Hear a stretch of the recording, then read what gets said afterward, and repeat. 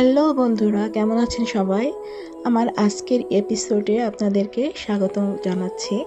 আজকে আপনাদের মাঝে পম্পেই নগরী সম্পর্কে জানানোর চেষ্টা করব। পম্পেই নগরী হচ্ছে ইতালিতে অবস্থিত। এটা ইউরোপ মহাদেশে নেপলস শহরের কাছে মাউন্ট ভিসুভিয়াসে আগ্নেয়গিরির পাদদেশে।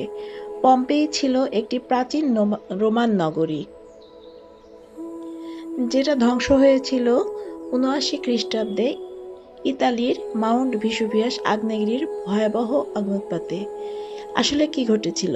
হঠাৎ করে ভিসুভিয়াস আগ্নেয়গিরি বিস্ফোরিত হয়। আকাশ থেকে ছাই, গরম পাথর ও বিষাক্ত গ্যাস ঝরতে থাকে। কয়েক ঘন্টার মধ্যে পুরো পম্পে শহর ছাই ও লাভায় ঢেকে যায়। প্রচণ্ড তাপ ও শ্বাসরোধে হাজার হাজার মানুষ মারা যায়। সবচেয়ে আশ্চর্যের বিষয়, ছাইয়ের নিচে চাপা পড়ে শহরের ঘরবাড়ি, রাস্তা, মানুষের দেহভঙ্গি পর্যন্ত প্রায় অক্ষত অবস্থায় সংরক্ষিত হয়ে যায়। এজন্য পম্পেই আজ ইতিহাসের এক জীবন্ত সাক্ষ্য। পম্পেই ধ্বংস হওয়ার ঘটনাটি শুধু আগ্নেয়গিরির অগ্ন্যুৎপাতই নয়, এর সাথে জড়িত রয়েছে কিছু রহস্যময় বিষয়, যেগুলো আজও ইতিহাসবিদদের ভাবায়। পম্পেই ধ্বংসের রহস্যগুলো। মানুষ পালালো না কেন? অনেক আগ্নেয়গিরির লক্ষণ দেখেও শহর ছাড়েনি। ধারণা করা হয় তারা ভেবেছিল আগেও ছোট বিস্ফোরণ হয়েছে, এবারও কিছু হবে না। হঠাৎ মৃত্যু, পালানোর সুযোগ নেই কেন? অনেক মানুষকে এমন ভঙ্গিতে পাওয়া গেছে যেমন তারা এক মুহূর্তেই মারা গেছে।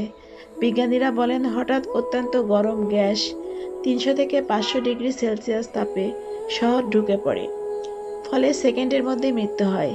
ছাই না গ্যাসে মৃত্যু?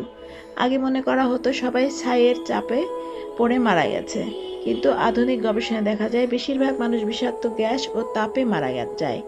ছাই পরে এসে তাদের ঢেকে ফেলে।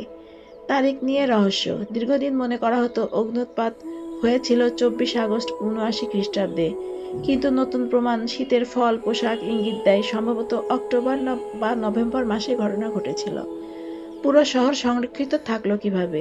ছাই এত দ্রুত জমে যায় যে শহরটি যেন টাইম ক্যাপসুলে বন্দী হয়ে যায়। এটাই ইতিহাসের সবচেয়ে অদ্ভুত ঘটনা। এ কারণে পম্পেই শুধু ধ্বংসপ্রাপ্ত নগরী নয়, বরং ইতিহাসের সবচেয়ে বড় রহস্যময় শহর। আজ এ পর্যন্তই বন্ধুরা।